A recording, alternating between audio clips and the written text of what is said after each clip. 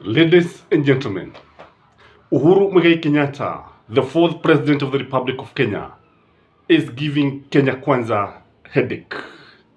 His latest move has left many people asking questions. Many of the political pundits, many of the political analysts, many of the political observers are asking, what is Uhuru Kenyatta up to? Yesterday, we saw the Kenyatta family led by Mama Ngina and Uhuru Kenyatta giving the church, John the Baptist Church, and the name was very, very political when you look at it. That is politics in the region. Remember, John the Baptist who came to prepare the way for Jesus Christ. Is William Samuel Ruto worried by this move? Because when you see Mama Ngina Kenyatta and Uhuru Kenyatta uniting, constructing a church which is a master architectural piecework from all angles, it is something worth actually admiring. This is actually very, very intentional. Again, we have seen Uhuru Kenyatta revamping the Jubilee Party. We have seen Jubilee Party very active in Mombasa, very active in Murang'a, very active in Nyeri, all corners of the country, from the four corners of the world. We have seen Jubilee Party being very, very active. He is revamping the Jubilee Party. What is Uhuru Kenyatta up to? Again, we have seen him meeting the ambassadors. He met the American ambassador. He met the British High Commissioner, met the ambassador of China. And this has raised many questions, ladies and gentlemen.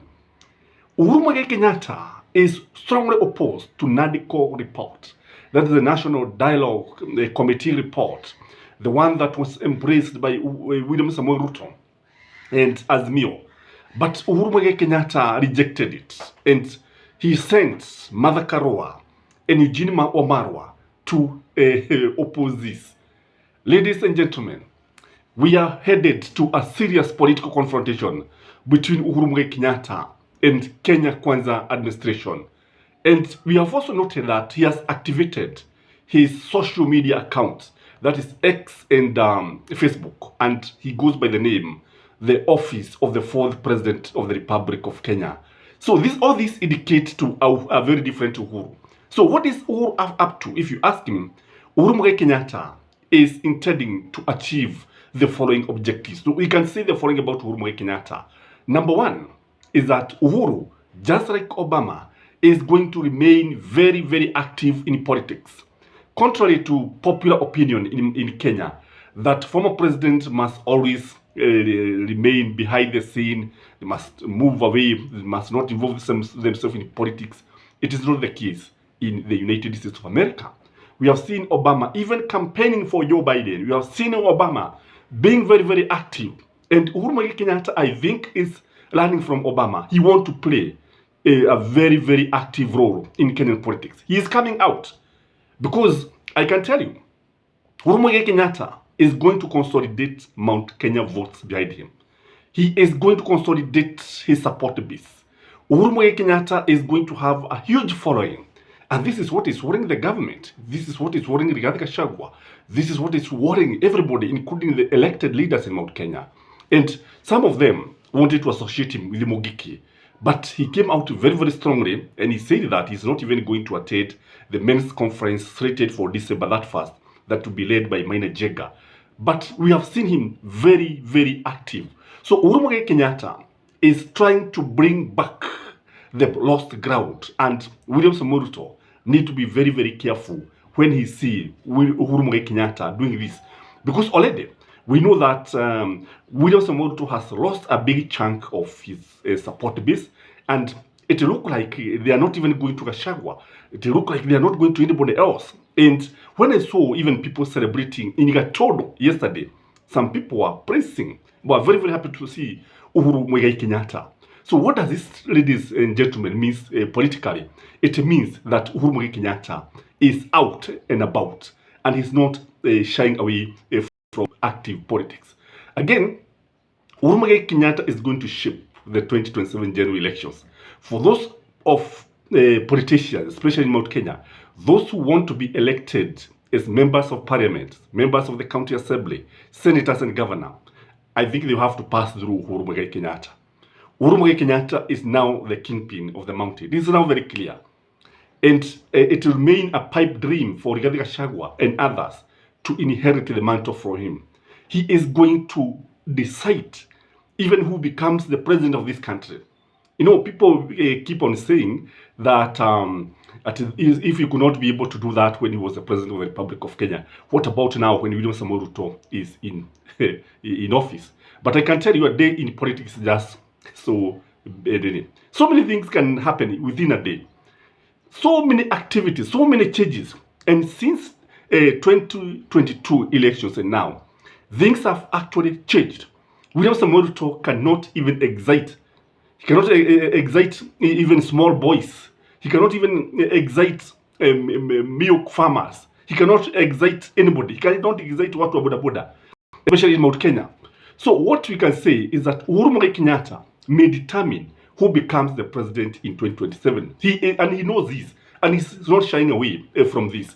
Again, Uhuru Muigai Kenyatta is going to have what we call sweet revenge against William Samoei Ruto.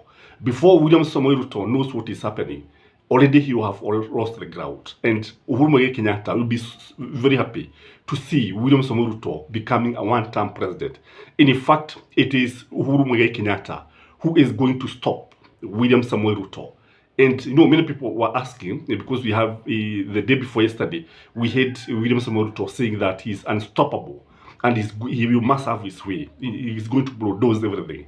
But I can tell you, the way Uhuru Muigai Kenyatta is coming out, it doesn't matter whether he's a former president, but he has agreed and he has amejitolea kabisa, and inaonekana kwamba he is not turning back. Ladies and gentlemen, when you look at it, Uhuru Muigai Kenyatta is somebody who you cannot underrate. Uhuru Muigai Kenyatta is somebody who is very rich, and I'm sure he's going to use a lot of money, because when you see Jubilee revamp, you see, unaona hawa ni watu ambao wamejitolea kabisa. And the fact that Mount Kenya, we don't have, especially watu wa Kenya KWANZA, because they don't have a political party, and nature abhors a vacuum, Jubilee comes in handy, and most likely people are likely to flock in Jubilee. And before people like Sabina Chege knows what has beaten them, they would have been forgotten in the mountain. Watakuwa wamesahaulika kabisa, because Uhuru Muigai Kenyatta is there. He is active. He's not shying away. And I believe if there were to be a referendum, because if I were asked, I would tell Uhuru Muigai Kenyatta, because you know, he is supposed to NADCO reports. And this is deliberate. Because unless you create a conflict in politics, you cannot be popular. And that is how William Samoei Ruto was able to have the support or gain the support of many Kenyans. Because he created a deliberate conflict with Uhuru Muigai Kenyatta, and people will always side with the underdog. So here, Uhuru Muigai Kenyatta will definitely create a conflict, deliberately so.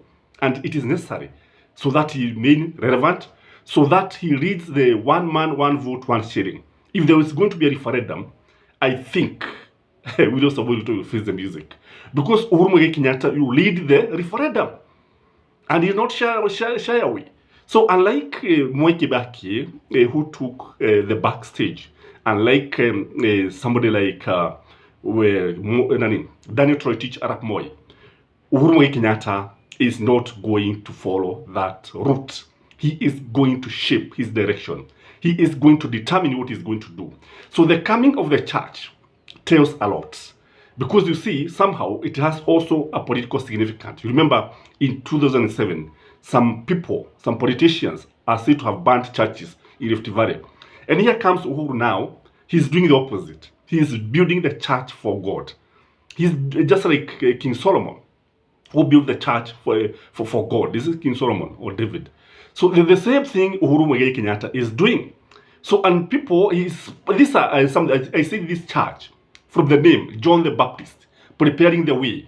Uhuru Muigai Kenyatta is preparing the way for a new leader who is coming in 2027. And he's doing this even by building the church, preparing his people. You know, charity begins at home.